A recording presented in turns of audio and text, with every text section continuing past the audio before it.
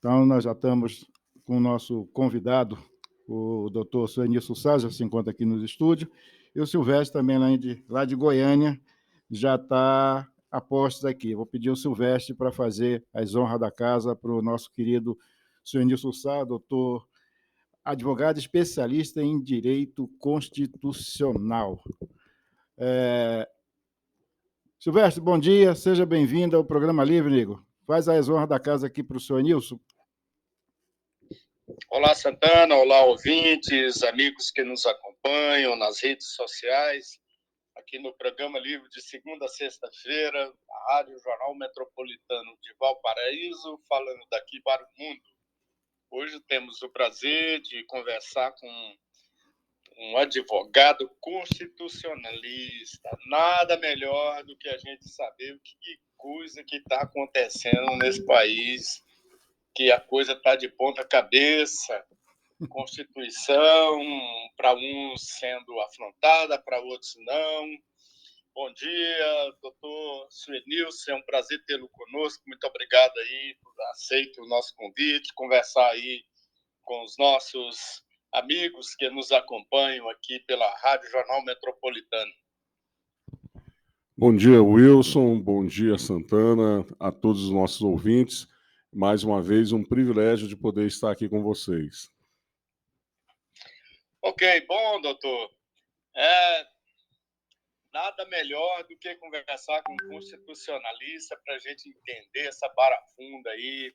O senhor, como um operador do direito, para uns, a Suprema Corte extrapolou os limites constitucionais dos três poderes.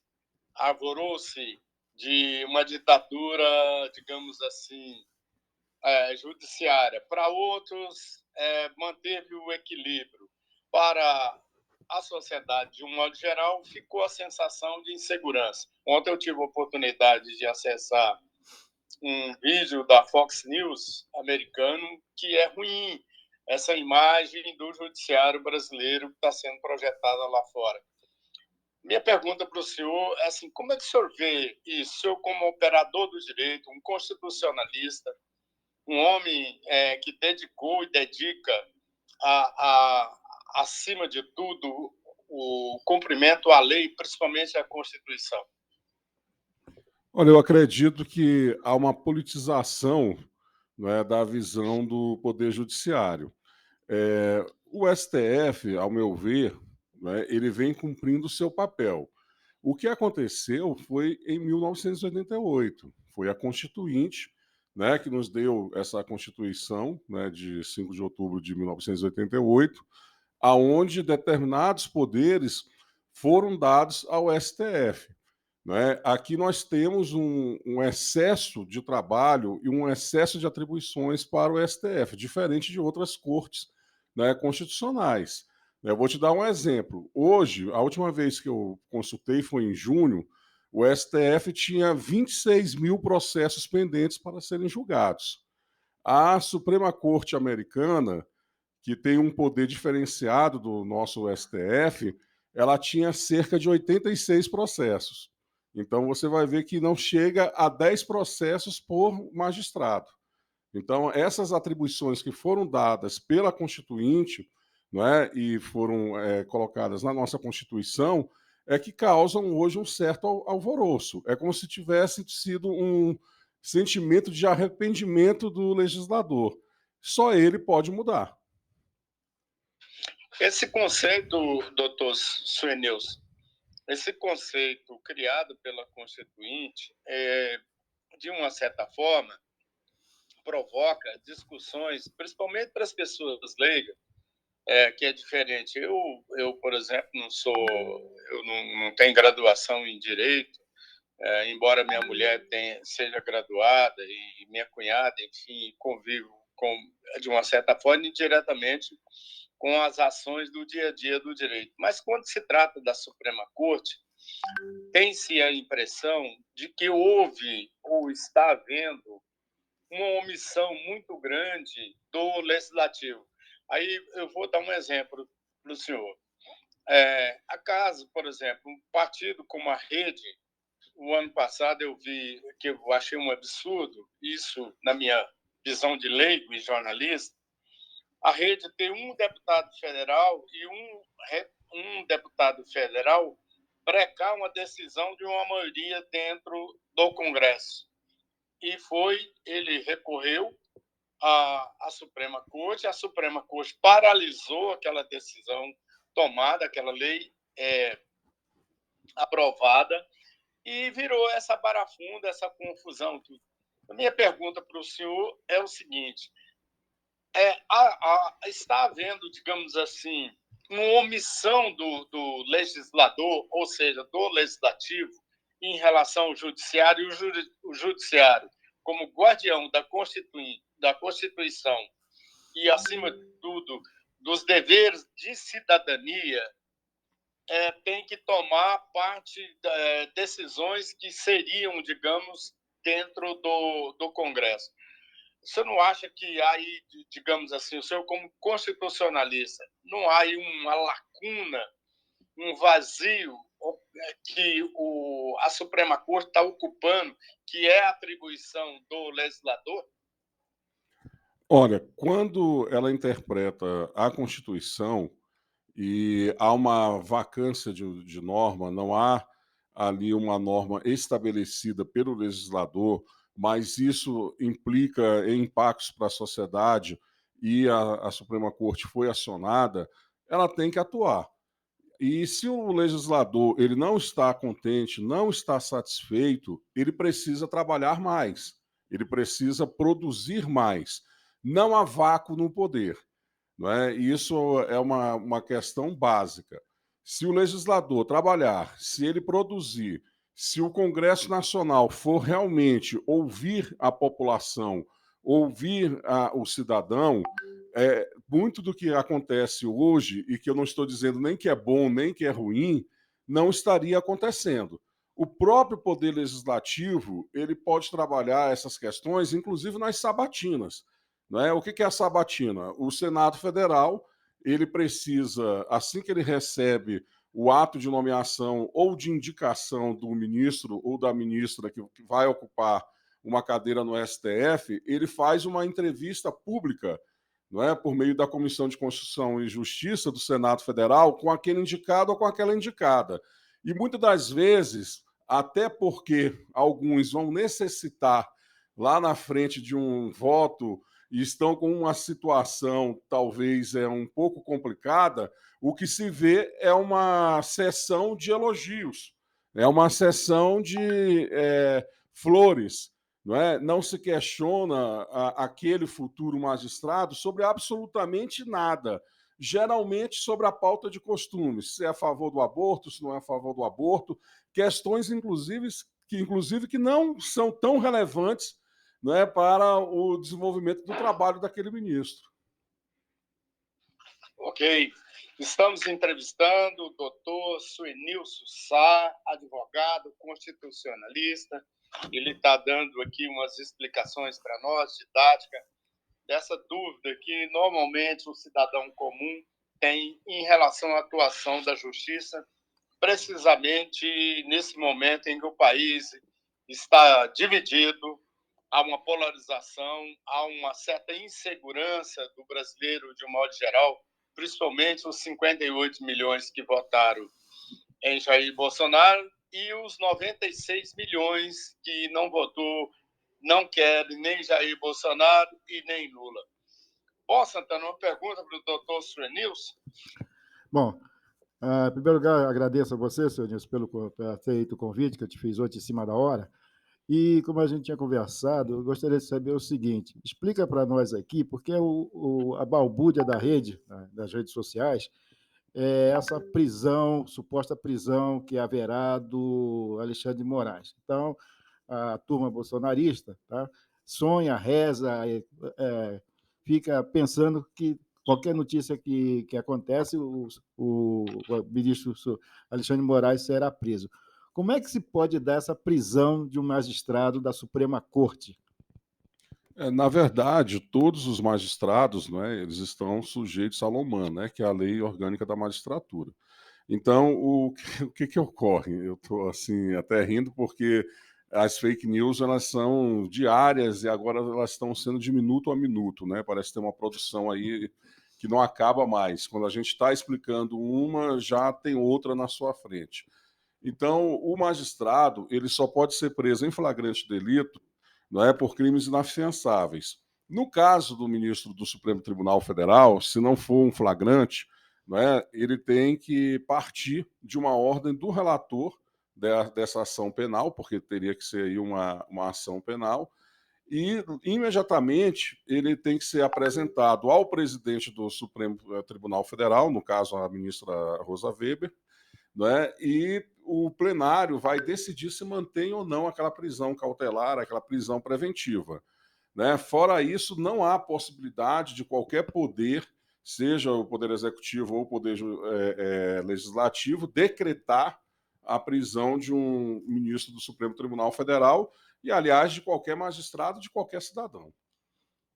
Bom, então, o ministro Alexandre de Moraes, ou os outros ministros, né, se fosse possível, já teria sido preso, né? Se fosse fácil assim, do jeito que é colocado na rede social. E, aliás, o interessante é o seguinte, o Silvestre fica danado aí, ver quanta bobagem e quantas fake news que são produzidas na rede social, como você falou, de minuto a minuto, e estendendo mais um pouquinho, você não acha que está na hora, você como especialista em direito, tá, de ter um freio? Porque veja o seguinte, o que a gente está fazendo aqui na rádio, isso aqui está sendo gravado, certo? E nós respondemos por isso. Na internet, na rede social, ninguém responde. Então você inventa uma besteira qualquer e passa batida. Aí fica engraçadinho, porque eu estou preocupado em visualização, em like, não sei o quê. Não está na hora da gente pegar, não é que seja uma censura, mas você ser responsabilizado, tá, também na rede social, por que você produz? Na verdade, passou da hora.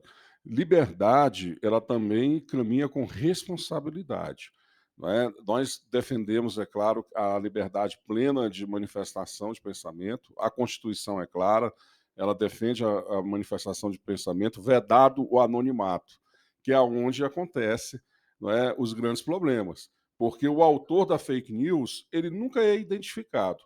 Quando o presidente eleito, Luiz Inácio Lula da Silva, falou em regulamentar a internet, talvez por ele não ser um advogado, não ter um conhecimento jurídico profundo, a expressão dele foi mal utilizada, não é? E pareceu que ele estava se referindo à censura. Não é censura, é simplesmente cada um responder, não é, de forma cível e criminal por qualquer ato que induza ao pânico, que vá atentar contra a ordem pública, não é, contra a paz social, que incite atos de terrorismo, de desobediência à lei. Isso nós temos já uma legislação, mas ela é precária e ela precisa avançar. Para quê? Para que eu, você, qualquer cidadão de bem, qualquer cidadã de bem, possa se manifestar livremente, inclusive sem ser sujeito a patrulhas, a injúrias, a calúnias, a difamações, como a gente vê hoje. E também, outra coisa interessante, circula muitas das vezes aí vídeos, memes, textos atribuídos a alguém que nunca escreveu, que nunca falou aquilo, e simplesmente aquilo ali se torna verdade, há um desmentido daquela pessoa que supostamente era o autor daquela situação, mas isso não tem o mesmo alcance do fake news. É porque vamos cá entre nós, o brasileiro ele gosta, e gosta muito mesmo da tal da fofoca. Vamos ser sinceros, não é? Eu sou brasileiro. É a fofoca que rende, né? Não é? E isso aí acaba rendendo likes, né? Likes são aquelas curtidas, não é? O pessoal gosta de uma polêmica. A polêmica ela é salutar quando ela se trata de uma discussão aberta, honesta e respeitosa à lei. Não é? Isso aí é uma polêmica saudável. Agora, você utilizar de imagens e de notícias falsas, você está atentando contra a moral, e quando você começa a atentar contra a moral, possivelmente, logo, logo, você vai estar atentando contra a lei, que é o que estão fazendo. Só que essa lei precisa ser aperfeiçoada. Não é simplesmente regulamentar o que você pode ou não pode falar na internet. É você atribuir a responsabilização criminal e civil daquilo que ultrapassar o limite da lei e da moral. Silvestre? Bom, eu recentemente, doutor, fiz uma palestra para a Universidade Araguaia, um grupo de jornalismo. Não bota reparo, não, porque aqui tem cachorro demais. Aí faz a entrevista dentro do canil. Literalmente, cercado de vários cachorros. Aqui em casa é barulho, não, porque É um canil, é um canil. aberta lá, eles entraram.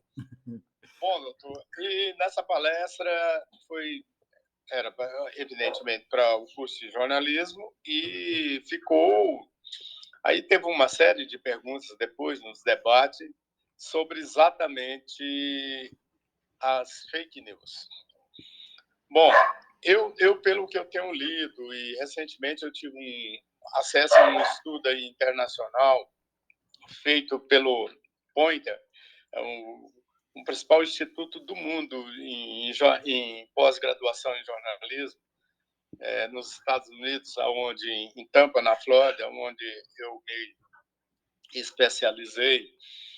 E lá tem um dado interessante que mostra que o controle da mídia ou a regulamentação hoje das redes sociais tornou-se um desafio muito grande para governantes, operadores, enfim, e principalmente para quem opera no direito, quem é o operador do direito, devido a cada dia os mecanismos de descobrir quem gerou aquela informação está sendo mais fácil, mas há o problema do efeito que isso provoca no inconsciente de massa. Por exemplo, eu vou dar um exemplo ao senhor. O Santana fez aí uma pergunta sobre a prisão do Alexandre de Moraes. Bom, como é que isso surgiu? Surgiu que um petista infiltrou numa manifestação bolsonarista desses que está ocorrendo aí pelo país e diz que o Alexandre de Moraes havia sido preso. Isso espalhou assim como um rastilho de pólvora nas redes sociais. Olha, qualquer pessoa mínima, eu que sou um analfabeto autodidata, emburreci por mim mesmo, sei que não tem como prender um magistrado, seja da Suprema Corte, ou seja, um juiz de primeira instância, a não ser que o senhor bem lembrou, que seja em delito flagrante, enfim. Mas aí, o que aconteceu? Compraram essa informação e ela lastrou pelo país. Eu recebi como jornalista, eu sou editor no jornal, tem pauteiro, eu apresento programas em TV de streaming, sou entrevistador. Eu falei, gente, pessoas assim que eu atribuo como pessoas que eu tenho respeito, até pelo intelecto e tudo, com essa bobagem, eu falei, gente, pelo amor de Deus, não acredito nisso. Então, o que eu quero dizer, doutor Suenilson? As fake news, para controlar isso, é só o processo cultural. Esse estudo mostra que há um esforço muito grande, principalmente das plataformas digitais que controlam as redes sociais, e também magistrados, operadores do direito, os legisladores, enfim, a sociedade de um modo geral organizada, que é prejudicial a isso. Tem fake news, não é só no campo político, não, no campo de produtos, no campo de pessoas, de violação do direito de privacidade do indivíduo. Então, para regular isso, hoje, num país conflagrado como o nosso, é muito difícil, porque qualquer movimento nesse sentido vai parecer uma censura patrocinada pela esquerda e protagonizada por quem quer assumir o controle da informação. Então, dito isso, eu gostaria de ouvir aí do senhor essa visão. O que o senhor acha de toda essa explanação que eu fiz aqui? Você está absolutamente correto. Porém, não é porque nós estamos numa situação de extremismo que nós devemos deixar de aperfeiçoar a nossa democracia, aperfeiçoar o nosso ordenamento jurídico e avançar em causas que são válidas. Essa questão de um marco regulatório para a internet, aonde se garanta a total e absoluta liberdade de manifestação e, em contrapartida, nós tenhamos a punição daqueles atos que sejam crimes contra a honra, que propaguem ódio, que propaguem qualquer tipo de preconceito, seja racial, seja por orientação sexual, por questão religiosa, ou que fomente o terrorismo, o desrespeito e a desobediência civil, o atentado contra o Estado Democrático de Direito, é importante. E aí nós vamos parar lá onde nós começamos. Se o poder legislativo, conjuntamente com o poder executivo, não atuarem nessa situação, aqueles que se sentirem ofendidos, aquelas organizações, e aqueles que são os legitimados a levarem essas questões ao Poder Judiciário e, sobretudo, ao Supremo Tribunal Federal, o acabarão fazendo. E talvez saia daí mais uma decisão do Supremo Tribunal Federal ou um acórdão que vai regulamentar, e eu espero que isso não aconteça, aqui que nós estamos conversando, por pura e absoluta omissão do Poder Legislativo e do Poder Executivo. Agora, a sociedade, de modo em geral, ela precisa se insurgir, e quando eu falo essa insurgência, ela tem que ser democrática, ela tem que ser por voz, por manifestações pacíficas, contra essa indústria de fake news, contra essa indústria do ódio, porque hoje você compartilha nas suas redes sociais algum tipo de fake news. Amanhã você vai ser a ser compartilhado. Ninguém está imune a fake news. E o algoz de hoje é a vítima de amanhã. E ele não vai ter a quem recorrer. E embora recorra ao Estado, o Estado não vai ter como atender aquele reclamo que é justo, por não haver o quê? Um ordenamento legal que diga o que deve ou não deve ser feito. Uma norma que determine a atitude que o Estado juiz pode fazer naquele momento. Então, eu acho que é imprescindível, seja agora ou seja no futuro breve, que essa discussão ela seja travada onde é justo, que é no Congresso Nacional, e que aquelas pessoas que foram eleitas tenham a responsabilidade de nos darem uma legislação adequada. Agora, infelizmente, aí vai aí uma observação até sociológica, nós temos aí diversos parlamentares que são eleitos agora fruto desse tipo de fake news, fruto desse tipo de trabalho. Pessoas que não tiveram nenhuma atividade política pretérita, não tiveram nenhuma contribuição à sociedade, mas se tornaram se tornaram conhecidas nas redes sociais e foram eleitas. É legítimo? É legítimo, desde que essa fama não tenha sido alcançada por meio de fake news, por meio de estar semeando inverdades. E nós temos algumas personalidades, inclusive até no Senado Federal, que até a eleição passada parecia imune a isso. Já tínhamos alguns na Câmara Federal, agora nós temos até senador que foi eleito dentro desse prisma. Então, nós vamos ter resistências lá no Congresso. Aí, aquilo que for travado no Congresso pode ser destravado pelo Supremo. Aí, mais uma vez, nós voltamos àquilo. Será que o Supremo está extrapolando? ou ele está atuando dentro das limitações que o Constituinte deu a ele em 1988. Né? É um círculo vicioso que, por omissão dos diversos atores que deveriam estar atuando, acaba se repetindo, né, no nosso cotidiano, e cada vez mais isso só vai fomentando o atual estado de coisas que nós estamos vivenciando agora. Ô, senhor Nilson, na sua visão, o Supremo Tribunal Federal, ele saiu das quatro linhas, conforme diz o nosso presidente Bolsonaro?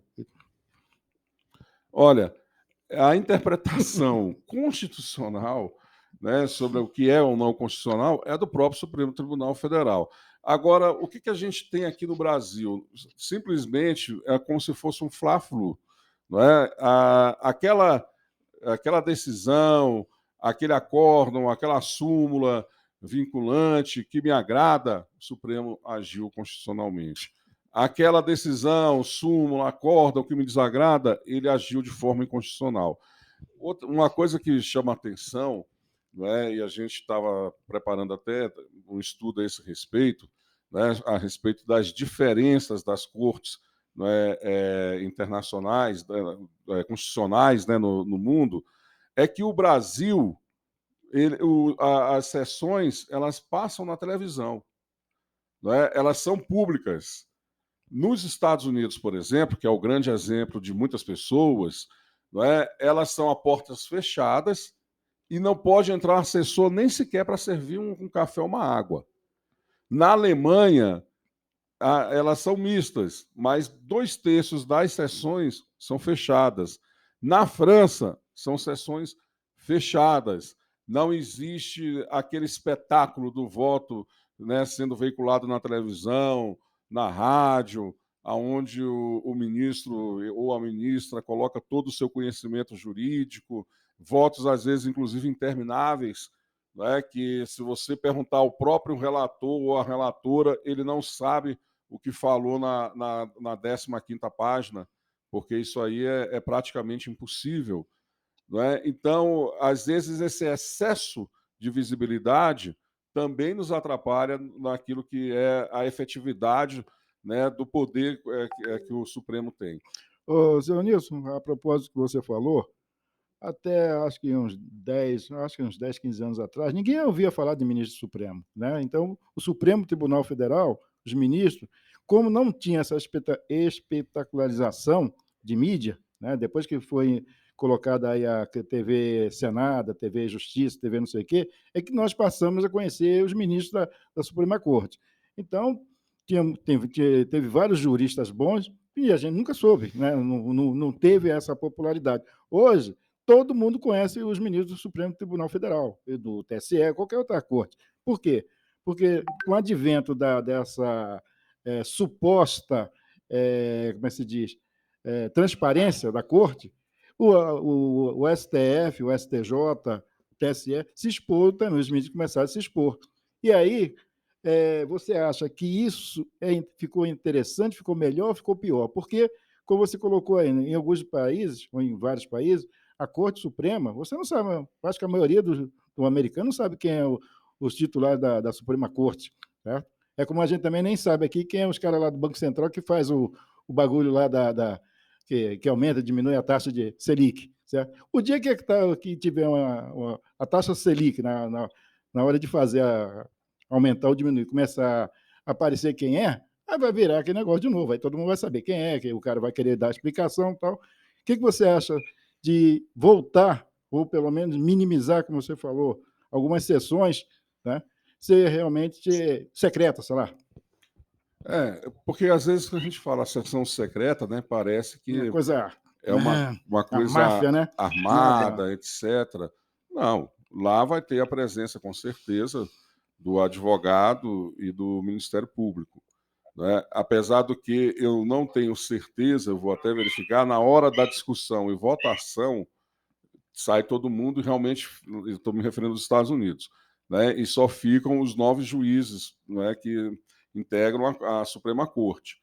Né? Então, nós poderíamos tentar estudar algo nem muito ao céu, nem muito à terra, mas que minimizasse esse impacto midiático, né, de exposição que nós temos hoje no Supremo Tribunal Federal e nos tribunais superiores também, e, por consequência, também nos tribunais estaduais, né? Por via de regra, hoje todo mundo está na TV, né? Ou seja, todo mundo está aparecendo. E talvez não fosse o ideal, né, para o tipo de democracia que nós temos. Né? E outra questão é que, desses diversos países que eu já pude citar aqui hoje, França, Alemanha, os Estados Unidos, né? Não sei se eu falei de Israel também, o que ocorre? Lá não há costume de se falar fora dos autos. Não é? E aqui já tem quase que uma antecipação de voto. E isso precisa acabar. Agora, eu não quero dizer com isso que esse comportamento vá trazer julgamentos que tenham inconstitucionalidade. Não é isso. Até porque quem define constitucionalidade ainda é o Supremo Tribunal Federal. Né? Mas o que causa, na verdade, é um clamor público, é uma discussão de quem não deveria, na verdade, estar discutindo, porque decisão judicial não se discute, se cumpre. Não é? E se é atribuído à Suprema Corte a última palavra, então vai se cumprir. Agora, a Suprema Corte nossa decide muito porque ela também tem muitas atribuições. É o que eu falei lá atrás. Hoje nós temos cerca de 86, 100 processos lá nos Estados Unidos. Agora, em junho, quando eu verifiquei a última vez, haviam 26 mil processos na Suprema Corte aqui para ser julgado. Então, é isso que aconteceu. A culpa é do legislador e não do ministro do Supremo, que já recebe aquela incumbência pela lei e pela Constituição. Silvestre? Bom, eu gostaria de continuar discutindo mais, doutor Suanilson, uma série de perguntas e questionamentos, mas infelizmente eu vou ter que... Tem um jornal ali me aguardando, uma equipe, que eu tenho uma reunião daqui a pouco, planejar a edição de final de semana, mas foi um prazer falar com o senhor e bater esse papo. Eu espero ter outras oportunidades para a gente falar aí e dar uma modesta contribuição em relação a esse debate, mas fica aqui uma reflexão. Eu acredito que, dado a essa polarização, esse governo de Jair Bolsonaro, a Suprema Corte sai, não o processo político em si, mas a Suprema Corte saiu muito desgastada desse processo. E os ministros terão um papel e terão um desafio muito grande pela frente para recuperar a credibilidade do judiciário de um modo geral, porque senão fica-se a impressão que ele legisla só para uma metade do país e não para o todo. Sim. Exatamente. O que eu acho? Nós devemos ter aí uma reconcertação, não é? Ou seja, os poderes, não é? As forças políticas, sociais, não é? E os ativistas, não é? Dos diversos campos deveriam se reunir e buscar aí um novo país no sentido daquilo que é o papel de cada um. Não é? Poderia começar, inclusive, pelo próprio Supremo Tribunal Federal, um pouco mais de decoro nas manifestações públicas, um pouco mais de recato, né? Nem seria o decoro, né? Um pouco menos de juridiquês, né? Porque hoje já se busca nos tribunais uma linguagem mais próxima da população. Você não precisa de total erudição para demonstrar conhecimento. Né? Até porque o mais interessante é o espírito da lei, não é ela atingir aquilo que o legislador necessitava. A interpretação ela é do próprio Poder Judiciário, porém, ele tem que interpretar aquilo, se aquele ato está de acordo com o que o legislador necessitava colocar na norma. Não é? Então, nós precisamos ter esse tipo de comportamento estabelecido no Poder Legislativo, no Poder Executivo e no Poder Judiciário. O Poder Judiciário ele não está acima dos outros poderes, nem vice-versa. né? Existe aí uma regulação entre eles, pesos e contrapesos, que às vezes parece que não estão funcionando. Mas eu volto a dizer, não é porque aquela decisão, aquele acórdão, aquela súmula não me agradou que ela é inconstitucional, nem tampouco que ela é derivada de algo eivados de vícios. Eu, muitas das vezes, não gosto daquilo que foi decidido pelo Supremo, mas eu também não posso simplesmente dizer que é inconstitucional, pronto, e acabou. Não é assim. Eu posso até dar a minha opinião acadêmica, mas quem tem a capacidade, a investidura, né, para fazer o julgamento são eles, né? Então, eu parto desse pressuposto e foi um privilégio aqui poder debater, né, e conversar contigo, né, e eu já te escuto de muito tempo, né, e agora foi esse privilégio que me foi concedido aqui pela Rádio Metropolitana. Vamos esperar. Assim como o senhor, o Alexandre de Moraes é constitucionalista, o Gilmar Mendes é constitucionalista, a Suprema Corte, a maioria dos julgadores, dos ministros, são constitucionalistas. Eu acredito que haverá aí, digamos assim, uma reorganização da sociedade como um todo e o equilíbrio entre os poderes. Doutor Suenils, foi um prazer. Um abraço ao senhor, um bom final de semana e até uma próxima oportunidade. Muito obrigado. Silvestre, um abraço, bom final de semana. Tá? Fui. Já, ok. Bom, continuamos aí, senhor Nilson aqui. Agora, doutor senhor Nilson Sá, diga, por gentileza, para os nossos ouvintes, o que seria uma intervenção militar, porque esse bendito ou maldito artigo 142, por que essa rapaziada tanto cita isso e, na sua visão, tá? O que é previsto ou não para fazer uma intervenção militar? Do jeito que o pessoal bolsonarista, né, estão dizendo. O que seria uma intervenção militar? Um golpe de Estado, né, uma insubordinação, seria cometer uma série de crimes militares, porque não existe intervenção autônoma, estou falando errado a palavra, das Forças Armadas. Isso aí não pode acontecer. Isso não pode acontecer de forma alguma. Existe aí o famoso artigo 142 da Constituição Federal, né, que ele diz que qualquer um dos poderes, seja poder executivo, legislativo ou judiciário, pode convocar, e ainda sob a autoridade do presidente da República, as Forças Armadas quando a ordem constitucional, quando a paz social, né, for atingida, né, de uma maneira que esse seja o último recurso.